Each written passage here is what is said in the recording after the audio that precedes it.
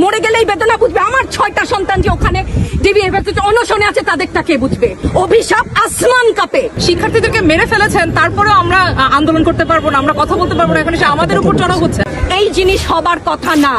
উনি যদি সত্যিই বুঝতেন, মুগ্ধের মা, অন্য যতগুলা শিশু থেকে শুরু করে, শিক্ষার্থী থেকে শুরু করে, মরে গেলেই বেদনা বুঝবে। আমার 6টা সন্তান যে ওখানে অনশনে আছে তাদেরটা কে বুঝবে? বুলেট আপনি দেখেছেন বাবা মায়ের আর্তনাদ? অভিশাপ আসমান কাঁপে। আপনাদের কাঁপে না? তার কাঁপে না? অভিশাপের ভয় হয় না? বুকগুলা ঝাঁঝরা হয়ে গেছে আমার সন্তানদের। রাবার বুলেট বলবেন, কি বলবেন? এগুলো অস্ত্রের মুখে দাঁড়িয়ে আছে। আমাদের পয়সায় কেনা বুলেটে আমাদের সন্তানদের আপনারা বুলেট ছুটছেন।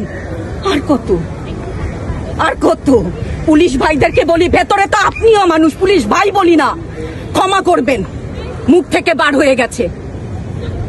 তাদের ঘরেও সন্তান আছে, তাদের খোলসের ভিতরেও মানুষ। যারা এখনো ঘরে আছেন তারাও জানেন আর কতদিন ভয় পাবেন। ভয়েই থাকেন। একটা মারবেন 10টা আসবো, 10টা মারবেন লক্ষ আসবো। সারা দেশের মানুষ, মা বাপ সব একসাথে দাঁড়াবো। ওদের সন্তানকে মানুষ করার জন্য আমাদের কাছে, শিক্ষকদের কাছে পাঠিয়েছিল। কি জবাব দিব? আমার তো কোনো মুখ নাই, আমি শিক্ষক, আমার ভাষা নাই। তাদের কাছে হাত জোর করে মাফ চাই। নিরাপত্তা দিতে পারি নাই, নিরাপত্তা দিতে পারি নাই। মনে হয় রাস্তায় শহীদ হয়ে গেলে যদি এই লজ্জা আমার কিছুটা কাটে। ওদেরকে বলবার আমার কিছু নাই। আমি হিজাব পরি বলেন আমি হচ্ছে গে জঙ্গি, আরো বলেন না।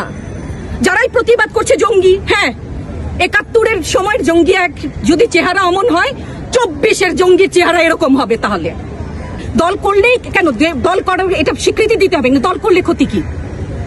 অধিকারই তো চাচ্ছি, সাধারণ মানুষের অধিকার চাচ্ছি, ক্ষতি কি? কেন বারবার আমাদেরকে এই কথাটা শুনতে হয়? এই বিভাজনের সুযোগ তো তারা বারবার নিয়েছে, আবার কেন? পিছু হটবা না, ভয় পাবা না। তোমাদের শিক্ষক আমরা লজ্জা পাই, তোমাদের থেকে শিখেছি। তোমরা যেমন আছো আমরাও আছি। যতদিন না 9 দফা ওদের মানা হয় ততদিন মাঠ থেকে সরবো না। কেউ নিরাপদ না তো। আপনি নিরাপদ? সংবাদ কর্মী আপনি কি আত্মসম্মান বিসর্জন দিয়ে বিভিন্ন নিউজ, লেবুর বাম্পার ফলন নিউজ করতে হচ্ছে না? আপনারও লজ্জা লাগছে না? আত্মীয় স্বজনের কাছে মুখ দেখাতে পারছেন না তো? আপনার হয়ে আমি লড়ছি।